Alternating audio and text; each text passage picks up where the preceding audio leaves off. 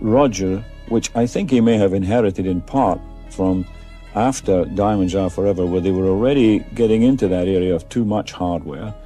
I think he took another direction with it that way and acquired an entirely different audience. Yes, I went in London to see Moonraker with Roger, and I think he's departed so much from any sort of credence and reality in that way, and for me it doesn't have the same such a dependence on the effects. Sean Connery once said, "I went to London to see Moonraker with Roger, and for me, it didn't have the same credibility or reality." These words reveal a surprising truth about Connery's thoughts on Roger Moore's portrayal of James Bond. While Connery's Bond was gritty and charming, Moore's was sophisticated with humor. But how did the original 007 really feel about Moore's take on the character? Let's uncover the surprising truth behind Connery's opinion. Did Sean Connery really think Roger Moore's Bond went too far? You'll be shocked at what the original 007 had to say. Sean Connery's journey to stardom is nothing short of remarkable. Born to Joe, a truck driver, and Euphemia, who worked tirelessly cleaning clothes, Connery grew up in a modest home on Fountainbridge, Scotland, where they lived in an area known as the Street of a Thousand Smells, due to nearby factories. With only 2 rooms in their house, young Sean slept in a drawer because they couldn't afford a crib. Despite the family's financial struggles, Connery never felt the weight of their poverty, because it was all he knew. As a child, Connery was known as Tommy, or Big Tam, because of his height and strength. He spent his time playing soccer and tag with friends, and even excelled in math. An avid comic book reader, Connery's fascination with movies grew, and he would skip school to watch films at a local cinema. At 13, he left school and worked at a nearby dairy, and at 16, he joined the Navy.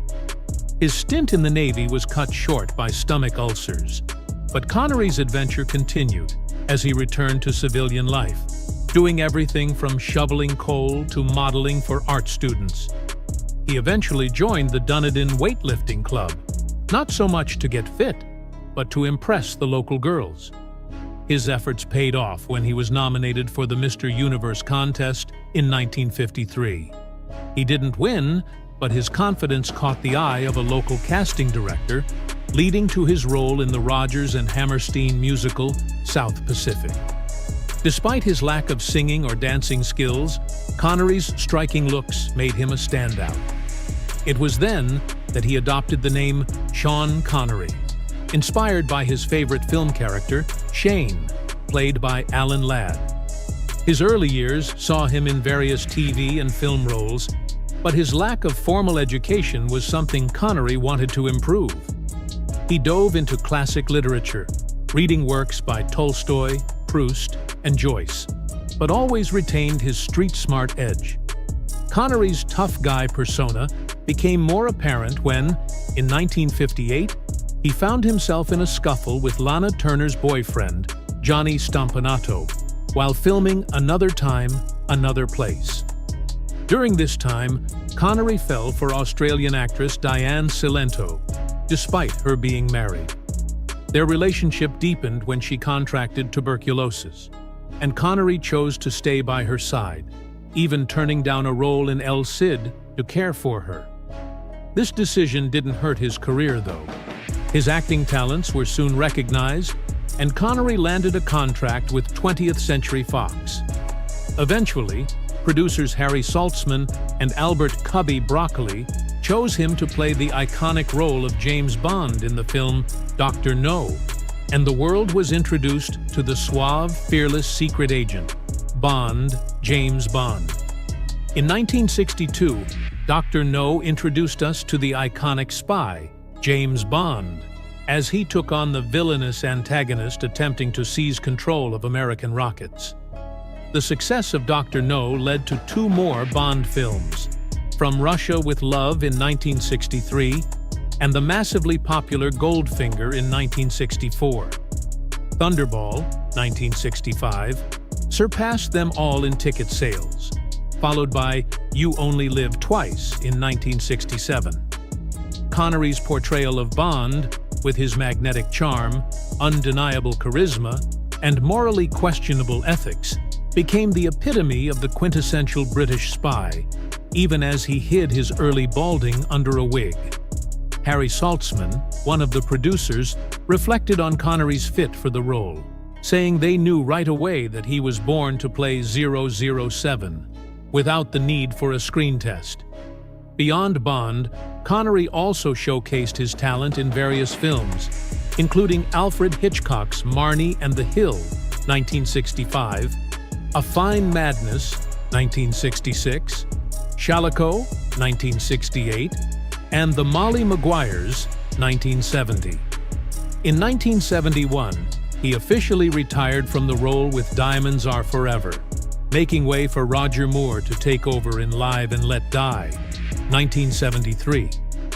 As his acting career flourished, Connery decided it was time to focus on his personal life. Diane Cilento, who had divorced by then, became his wife in a quiet ceremony at Gibraltar Rock in November 1962. With his newfound fame, Connery once boasted, "With this fame, I could probably get away with anything," enjoying luxury meals and the company of beautiful women. However, his interviews weren't always as charming. Connery made controversial remarks in which he defended physical aggression towards women. In a 1965 interview, he justified slapping a woman or covering her mouth with his hand if other options were exhausted. These comments stirred public outrage. In 1973, following rumors about his marriage with Diane, Connery and Cilento divorced. Speculation suggested that he had not treated her well, including accusations of physical abuse, though Connery denied these claims. 2 years later, in 1975, he married French-Moroccan artist Micheline Roquebrune. They had met during a golf tournament in Morocco, where they both shared a passion for the sport. They tied the knot in Gibraltar, just as Connery had done with Cilento. By now, Connery had starred in 6 Bond films, but he craved privacy and stepped away from the Hollywood spotlight. He moved with his new wife and her children to a luxurious life in England and Marbella, Spain. A decade later, Connery agreed to reprise his Bond role in Never Say Never Again, 1983. He received a significant pay boost for this, reportedly earning several $1 million, in stark contrast to the mere $16,000 he received for Dr. Number. Despite the financial success, Connery continued to express his frustration with the producers, Broccoli and Saltzman, feeling that they stifled his creative freedom. Sean Connery once remarked that his portrayal of James Bond had become somewhat tiresome and posed a challenge, especially during his final appearance as the famous spy. Despite this, he generously donated a significant portion of his earnings to the Scottish International Education Trust, an initiative close to his heart. The trust aimed to support students from disadvantaged backgrounds, much like Connery's own upbringing. However, some critics questioned his motives behind such philanthropy. Was it genuine altruism or a political strategy? Connery had long been a passionate supporter of Scottish independence, even backing the unsuccessful 2014 referendum to separate Scotland from the United Kingdom. He was also known for making sizable donations to the Scottish National Party, which advocated for secession. For over 20 years, Connery and his wife, Micheline, made their home in the picturesque city of Marbella, Spain. After his Bond days, Connery remained active in film, appearing in a range of movies, including Murder on the Orient Express, 1974, The Man Who Would Be King, 1975, and Robin and Marion, 1976, where he starred alongside Audrey Hepburn.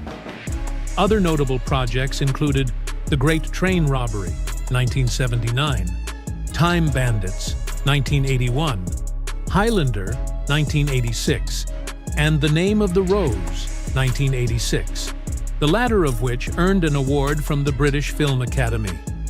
In 1987, Connery's career reached new heights when he won an Academy Award for Best Supporting Actor for his portrayal of a Chicago police officer pursuing Al Capone in The Untouchables. During an interview, Connery was asked why Bond had remained so popular over the years. His answer was simple yet insightful. People love action and entertainment, and that's what Bond movies are all about. He went on to reflect on how each actor brought their unique style to the role, suggesting that Bond was a character that belonged to everyone who played him, as well as the fans who supported him. When Daniel Craig was mentioned, Connery seemed genuinely pleased that Craig admired his work. It wasn't an expression of surprise, but rather a recognition that the legacy of Bond continued through others. Connery also talked about how every Bond film carries a sense of danger, adding excitement to the character. "That's what makes Bond so thrilling," he said, emphasizing that Bond is someone who confronts danger head-on, but always with style. In the end, Connery's reflections on Bond were about more than just a film character. They highlighted the way different actors bring their unique strengths to a role, ensuring its enduring legacy for decades. Connery appreciated being part of something iconic, but he also respected the way others contributed to it. Though he will always be remembered as one of the greatest Bonds, Connery saw himself as part of a larger team, keeping the character alive for generations. What's your take on Connery's legacy as Bond? Let us know in the comments below, and don't forget to tune in for our next video. Keep watching. Thanks for watching.